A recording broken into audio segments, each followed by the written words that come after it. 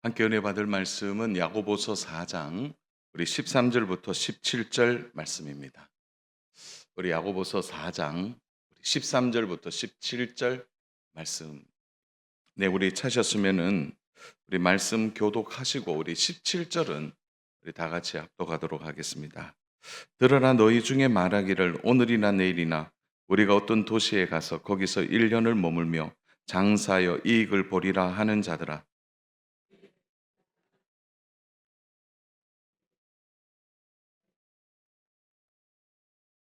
너희가 도리어 말하기를 주의 뜻이면 우리가 살기도 하고 이것이나 저것을 하리라 할 것이거늘,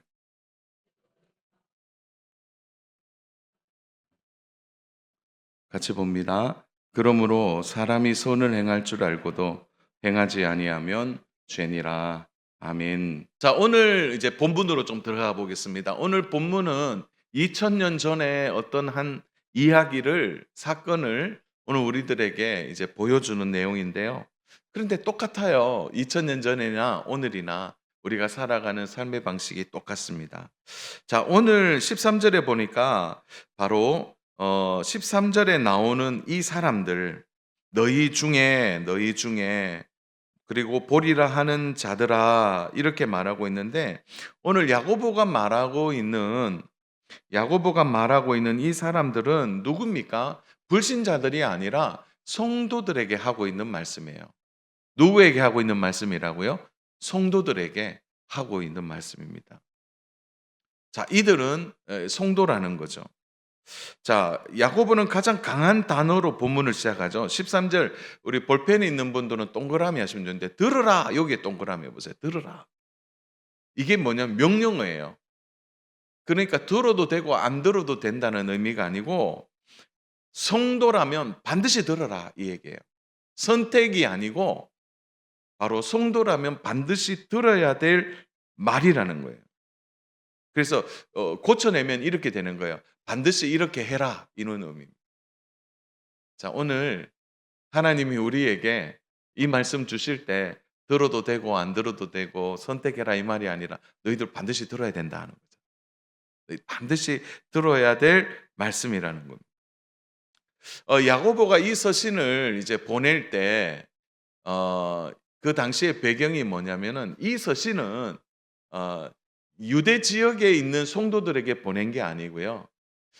로마 전 지역에 흩어져 있는 개종한 유대인들에게 보내는 서신이에요.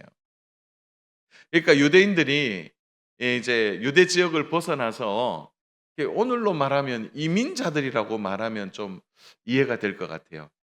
이민자들, 노동자들이죠. 그 노동자들 중에 하나님을 믿고 개종한 노동자들이에요. 그러니까 개종한 유대인들이 많이 흩어져 있으니까 그들에게 보내는 서신이었습니다. 이게 야고보서예요. 그래서 개종한 이민자들에게 어떻게 말했냐면, 너희들 이방 땅에 타국에 살 때 꼭 이렇게 살아야 된다. 그러니까 잘 들어야 돼. 라는 말이라는 거죠. 자, 그러면 우리는 궁금해지죠. 그러면 타국의 이제 이민자들이 주로 뭘 했을까요? 제가 최근에 깜짝 놀랐던 것 중에 하나가 뭐냐면, 그 거리에 이제 도로를, 옛날에는 도로 공사하면 이게 진짜 힘들거든요.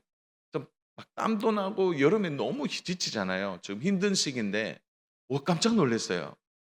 그 노동하는 분들을 보니까 누구냐면은 대부분 아랍 사람들이에요. 한번 여러분 유심히 한번 보세요. 예전에는 동남아 사람들이 대부분이었어요. 근데 이게 바뀌었어요. 노동 시장이 바뀌었어요. 이유가 뭐냐면은 그 건설 현장이나 노동 현장에서 일을 시켜 보니까 이 동남아 분들이 좀 힘이 좀 부족해요. 저는 뭐 여러 이유가 있겠지만 쌀국수를 많이 먹어서 그런 건 아닌가 생각이 들어요. 그런데 아랍 사람들은 고기 먹거든요. 키도 크고 등치도 있고, 그래서 똑같은 시간 비율로 따지면 아랍 사람들이 일을 훨씬 더 많이 해요. 그래서 노동 현장이 많이 바뀌어요. 대부분 이민 오신 분들의 3D 업종에 되게 힘든 일을 한단 말이죠. 근데 그 2000년 전에도 똑같았어요. 그들이 주로 어떤 노동의 현장에 가거나 아니면 아주 작게 자본이 많지를 않으니까 뭐냐면 보따리 장사를 많이 했어요. 그 보따리 장사를 많이 했는데 이 뭐냐면은 지중해에서 건너오는 물건들을 가지고 어떻게 했냐면 그 물건들을 이제 어느 도시에 가서 어 파는 거예요. 근데 법이 재밌어요. 거기에 1년 이상 머물거나 그렇게 되면은 세금을 많이 내야 되는데 1 년은 괜찮아요.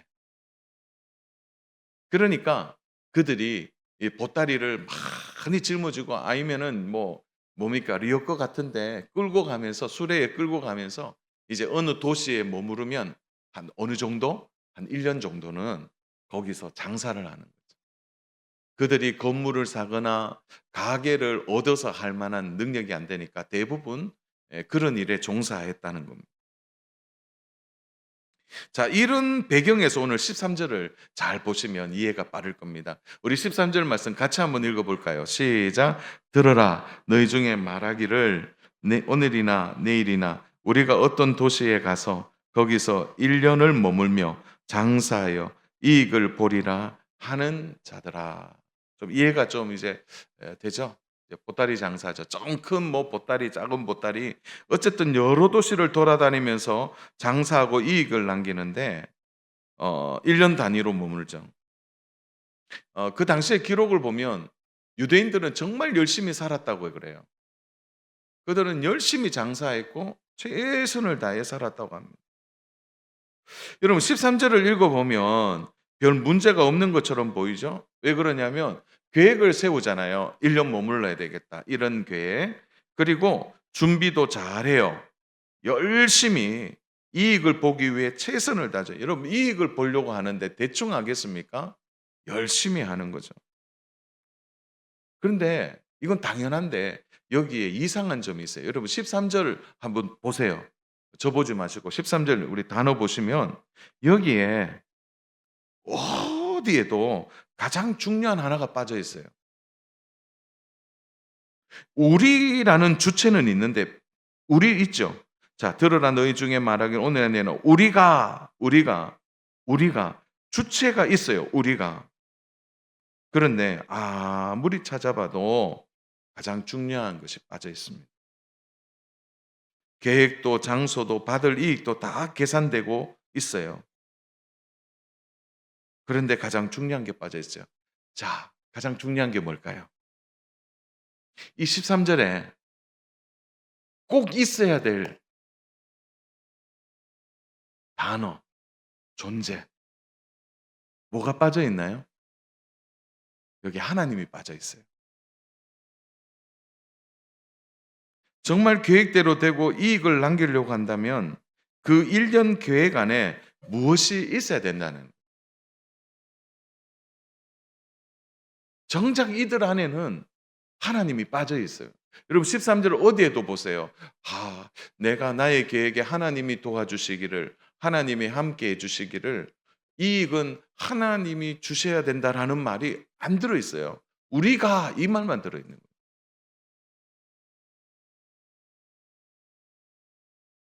계획을 세우고 이렇게 해서 이익을 남기고 예상되는 결과까지 얼마나 철저하게 준비하고 열심을 냅니까? 그러나 그 계획 안에는 하나님이 계시지 않는다는 거죠. 그래서 강조되는 게 뭐예요? 자기의 의도는 분명한데 하나님에 대한 인식이 맞은 것. 여러분 우리가 살아가면서 참 무서운 것 중에 하나가 있는 거예요. 스스로 선택하고 스스로 계획하고 스스로 결정하고 스스로 개척하는 거예요. 우리 인생의 가장 치명적인 게 뭐냐면은 하나님이 빠진 계획이에요.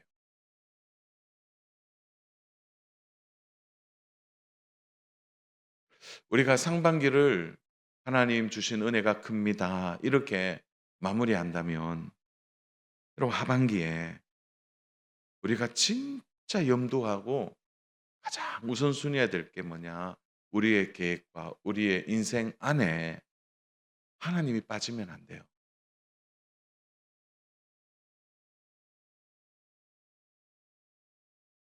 그래서 제가 오늘 우리 성도님들과 꼭 나누고 싶은 세 가지의 이야기가 있습니다.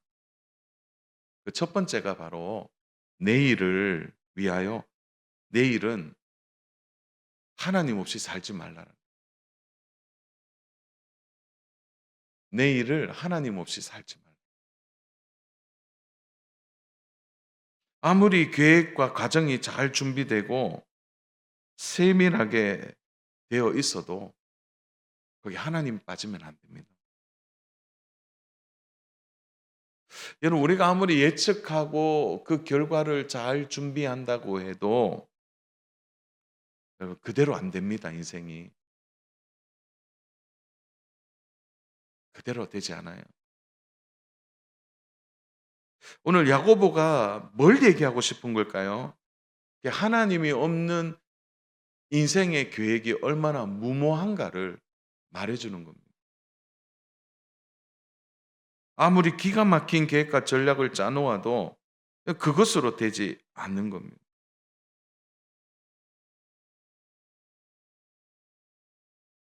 스스로 내가 내 계획대로 잘 된다 자부할 수 있습니까? 그럼 그게요, 교만이에요. 우리 14절 한번 볼까요? 우리 14절 말씀 같이 읽겠습니다. 시작. 내일 일을 너희가 알지 못하는도다. 너희 생명이 무엇이냐? 너희는 잠깐 보이다가 없어지는 안개니라. 이 말씀 앞에 서니까 진짜 겸손해져요. 우리가 내일을 알 수 없는 겁니다. 여러분, 내일을 알지 못한다는 이 말이 어떻게 들리십니까? 아유, 뭐, 내일을 당연히 알 수 없죠. 그렇게만 생각되세요? 우리가 알지 못한다고 말합니다. 여기에 우리 인간의 한계가 얼마나 분명한지를 말해주는 겁니다. 여러분, 내일을 아는 분이 있을까요? 옛날에 어떤 드라마에 내일 뉴스라는 게 나왔어요. 내일 뉴스.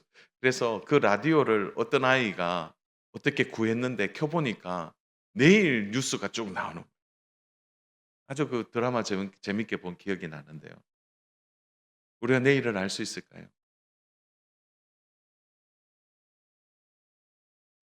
내일을 알 수 있다면 우리는 어떻게 살까요?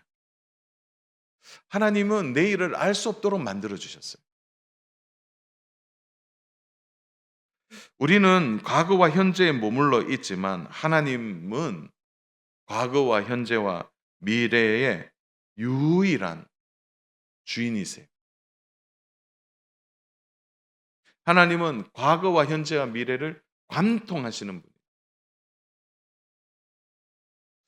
이걸 좀 제가 설명을 하려고 좀 부족한 설명이기도 한데요. 그 C.S. 루이스라는 기독교 변증학자가 있습니다. 이분이 과거와 현재와 미래를 동시에 하나님이 보신다. 이것을 이렇게 설명하더라고요. 여러분들이 좀 이해할 수 있는지 한번 좀 보세요. 어떤 이제 그 큰 축제의 퍼레이드가 지나갑니다. 자, 큰 축제의 퍼레이드가 지나가는데 한번 보세요. 내가 그 자리에 앉아 있다가 이제 퍼레이드가 지나가면은 그게 과거잖아요. 그리고 지금 지나가고 있으면 현재예요. 그러나 저 모퉁이 뒤에서 준비하고 있는 퍼레이드는 아직 보지를 못해요. 그게 미래라는 거죠. 그런데 하나님은 어디에서요? 전망대 위에서 이렇게 보시면 지나온 퍼레이드도 지나가고 있는 퍼레이드도 그리고 모퉁이 뒤에서 준비하고 있는 퍼레이드도 하나님은 어떻게 한다고요? 동시에 보신다는 거죠. 우리가 내일이라는 시간은 우리는 알 수 없지만 하나님은 오늘이라는 시간 속에 내일이 함께 하나님의 그 손에 있다는 거예요. 함께 보신다는 거죠, 함께. 사는 여러분, 내일이라는 시간 앞에서 너무 저는 애쓰지 않았으면 좋겠습니다. 물론 내일을 위하여 준비하는 일은 너무 귀한 일이죠. 그 내일을 내가 잘 준비해 보겠다. 그러나 그 내일을 내가 통제하려고 하는 순간, 그 내일이라는 시간을 내가 뭐 어떻게 만들어서 내 이익과 내 뜻대로 한번 내가 해 보겠다라고 하는 그 통제 아래 두려고 할 때 그게 뭐라고요? 그게 교만이라는. 자녀 여러분 꼭 기억하세요. 하나님은 나의 내일을 가장 잘 알고 계신 분입니다. 내일의 주인은 하나님이세요. 그래서 우리가 해야 될 일은 뭐냐? 내일의 주인이신 하나님을 신뢰하고 우리의 삶을 성실하게 하나님께 의탁하여 살아가는 거죠. 저 올해 2월 달에 노회에서 성지순례를 갔습니다. 이제 같이 가게 됐는데 가는 데만 12시간 이제 비행기를 타잖아요. 와, 그런데 비행기를 타니까 저는 비행기 타면서 유심히 봤는데 사람들이요. 비행기를 타자마자 대부분 자요. 근데 저는 어떤 마음이 드느냐. 아니, 저렇게 편안하게 자네. 그럼 한번 생각해 보세요. 왜 그렇게 평안하게 잘까요? 이 비행기가 내일이라는 시간에 그 터키에 도착한다는 걸 다 알아요. 근데 이런 생각 안 해봤어요. 그 비행기를 조종하는 사람이 다른 마음을 먹으면, 비행기를 조종하는 사람이 엉뚱한 생각을 하면, 비행기를 조종하는 사람이 술을 많이 마시면, 그런 생각하는 사람이 아무도 없어요.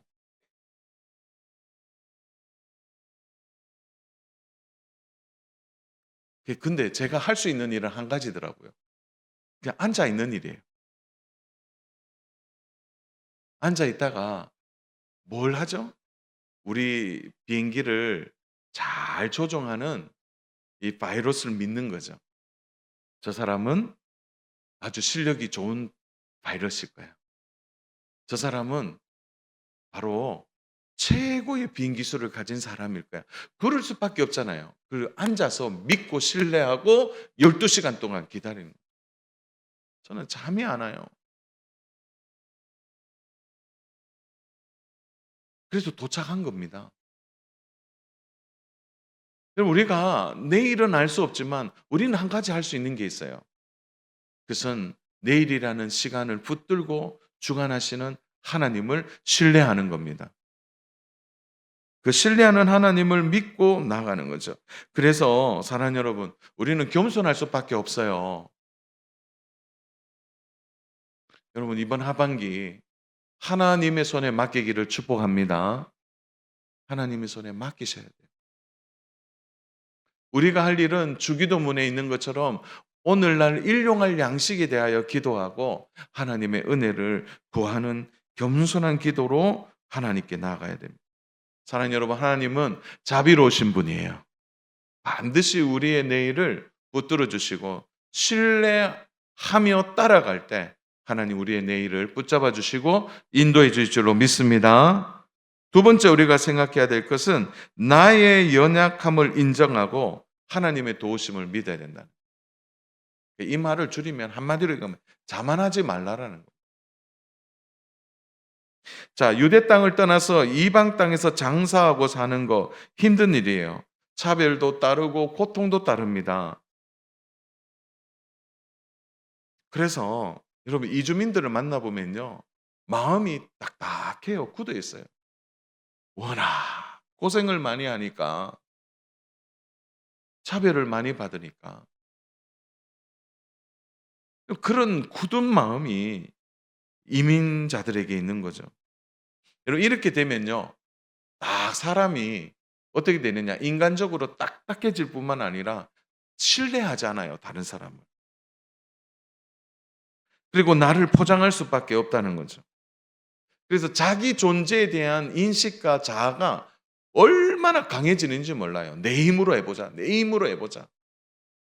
그래서 오늘 14절은 어떻게 얘기합니까? 우리 뒤에 구절에 이렇게 나오죠. 너희는 잠깐 보이다가 없어지는 안개니라. 야고보는 너무 솔직하게 얘기하는 겁니다. 너희들 마음 굳게 하지 말라라는 거죠. 너희의 연약한 존재라는 것을 인식하라. 너희들 대단한 존재가 아니라는 거예요.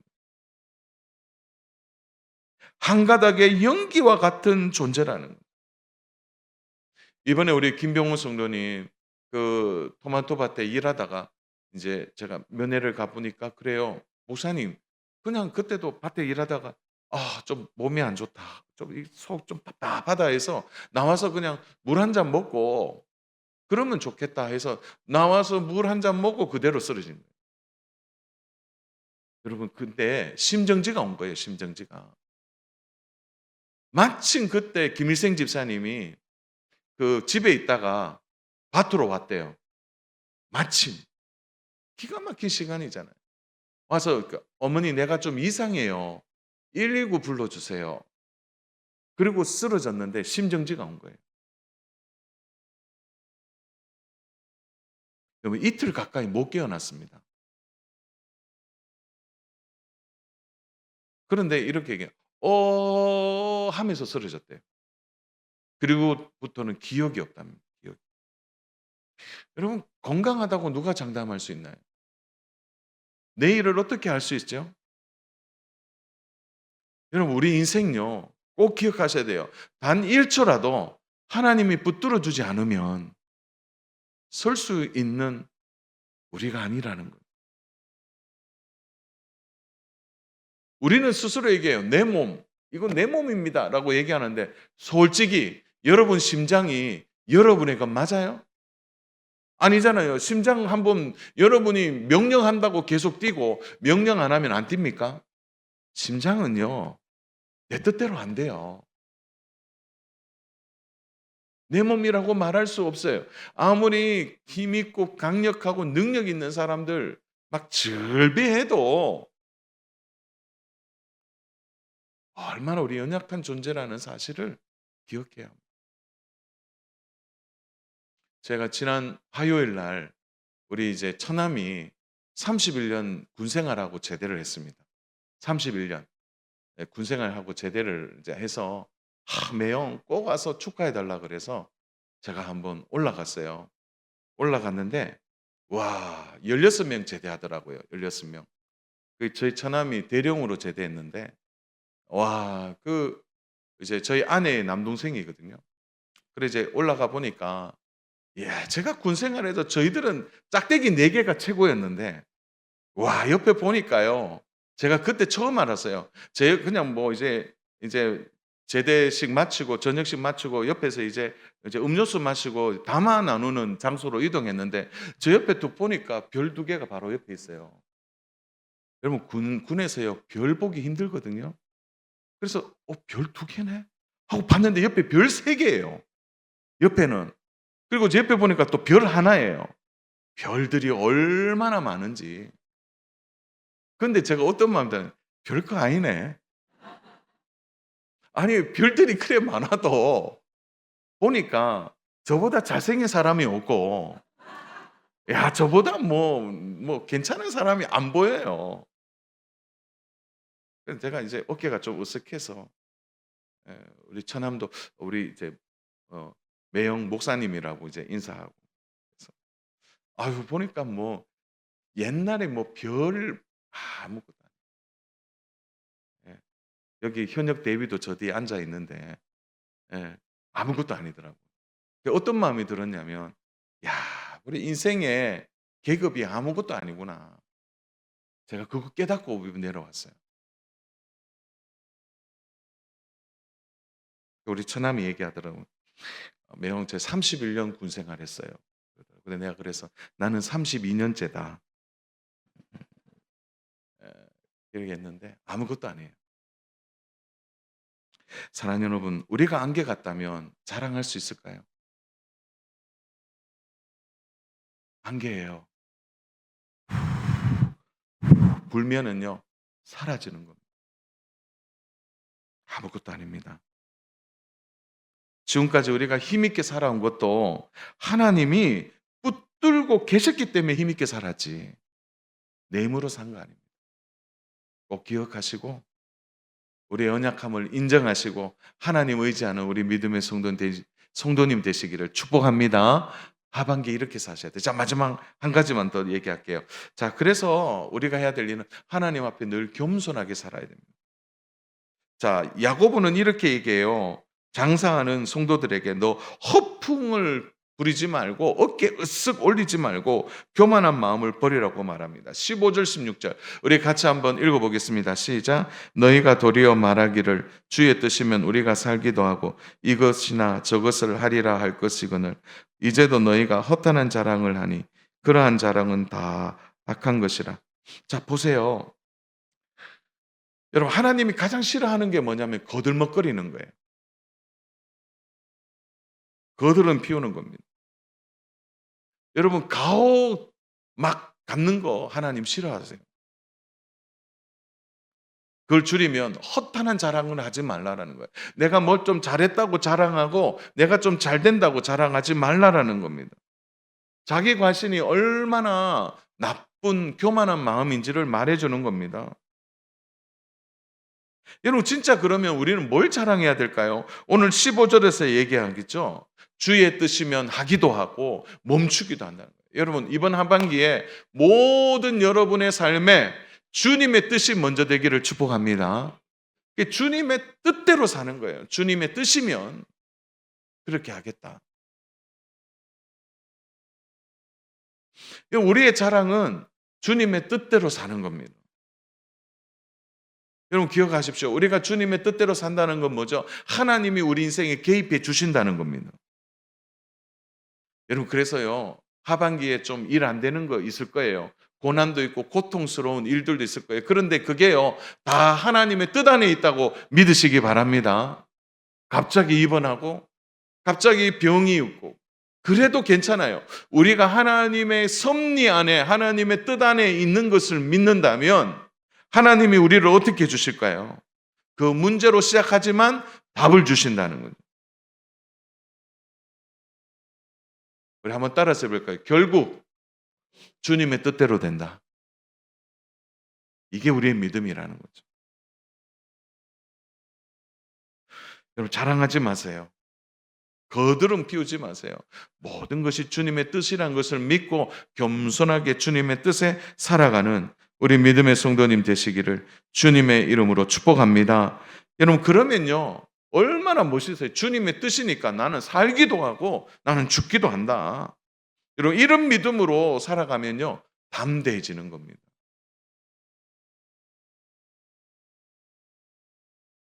여러분, 삶의 방향이 하나님의 뜻에 맞춰 보십시오. 주님의 뜻에 맞추면 여러분, 누가요, 힘든 일 주고 막아도 우리 평안을 빼앗기지 않는 거예요. 왜요? 하나님 우리와 함께 해주시기 때문에. 제가 요즘 야곱에 대한 묵상을 많이 해요. 여러분, 야곱이 원래 하나님의 계획과 섭리가 있었잖아요. 그런데 야곱이 몸부림쳐요. 자기 인생을 자기 뜻대로 해보겠다고. 그러면 그럴수록 야곱은 더 인생이 꼬여요. 어머니와 생이별 해야 되죠. 20년 동안 자기보다 더 계산적이고 아주 나쁜 외삼촌 라반의 손에서 자라잖아요. 야곱이 속이는 자 아니에요? 그 여러 번 속임을 당해요, 또. 여러분, 근데 야곱이 하나님의 뜻을 믿고 하나님 의지했으면 굳이 팥죽 안 써도 돼요. 굳이 변장해서 대신 형의 축복을 받으려고 하지 않아도 하나님이 그렇게 해 주실 거예요. 여러분의 계획이 하나님 뜻보다 앞서지 않기를 바랍니다. 여러분의 생각이 하나님의 뜻보다 앞서지 않기를 바랍니다. 여러분이 하나님 안에 머무셔야 돼요. 하나님은 오늘도 우리의 삶에 깊이 관여해 주셔서 오늘 우리를 이끌어가죠. 그래서 하나님의 뜻을 믿으면 우리의 삶이 희한하게도 정렬되어져요. 복잡하지 않고. 하나님이 우리를 이끌어 가신다는 거예요. 그래서 우리의 믿음의 진짜 실력은 뭐냐? 하나님의 뜻을 믿고 살아가는 거예요. 그게 진짜 실력이에요.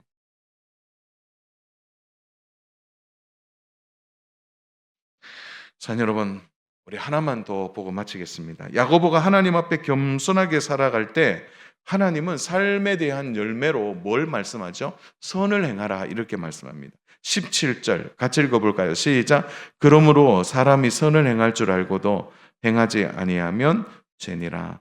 자, 이것을 선을 행한다. 이렇게 갑자기 그런데 앞뒤 문맥에 보면 약간 생뚱맞은 말씀처럼 보여요. 그런데 이게 뭐냐면은 이런 의미입니다. 너희가 하나님의 뜻을 믿고 열심히 장사하고 열심히 노력하고 열심히 살아갈 때 선을 행해야 될 순간이 오면 그 선을 행하는 기회를 놓치지 말라라는. 비록 안개 같은 내 인생이라 할지라도 하나님이 우리에게 선을 행할 기회를 주시면 그 기회를 놓치지 말라는 거예요. 예를 든다면 어떤 게 있어요? 우리가 가난한 사람을 돕는다든지 어려운 이웃들을 돌아본다든지 또 그 선 안에는 물질만 있는 게 아니겠죠? 또 우리가 함께하는 동력자들을 위해 기도한다든지 또 우리 부서에 성경학교가 있으면 그것을 위해 기도하는 이 기회를 놓치지 말라라는 거예요. 우리가 내일을 위해 진짜 세워야 될 계획은 뭐냐? 어떻게 하면 내가 선을 베풀고 살지를 계획하라는 거예요. 이익만 남기려고 하지 말고 선을 베풀 생각으로 자신을 채워가라는 거예요. 말씀을 정리합니다. 사랑하는 여러분, 하반기 시작하면서 우리 내일을 내 힘으로 살지 않기를 바랍니다. 하나님 꼭 믿으세요. 하나님이 내일을 붙들고 우리 인생을 이끌어 가신다는 것을 기억하시기 바랍니다. 혹시 하나님 자리에 내가 앉아 있지는 않습니까? 내 뜻과 내 지혜와 내 능력으로 하나님의 자리를 차지한다면 빨리 그 자리에서 내려와야 됩니다. 우리 모두는 하나님의 손에 달려 있습니다. 아침 안개와 같은 우리 인생에 거드름 피울 게 뭐가 있어요? 자만할 게 뭐가 있어요? 오히려 아침 안개 같은 내 인생이지만 선을 행할 기회가 오면 놓치지 마시고 선을 행하고 하나님의 영광을 위해 살아가는 우리 믿음의 성도님, 이번 하반기에 그런 은혜를 가지고 살아가는 우리 멋진 믿음의 성도님 되시기를 주님의 이름으로 축복합니다.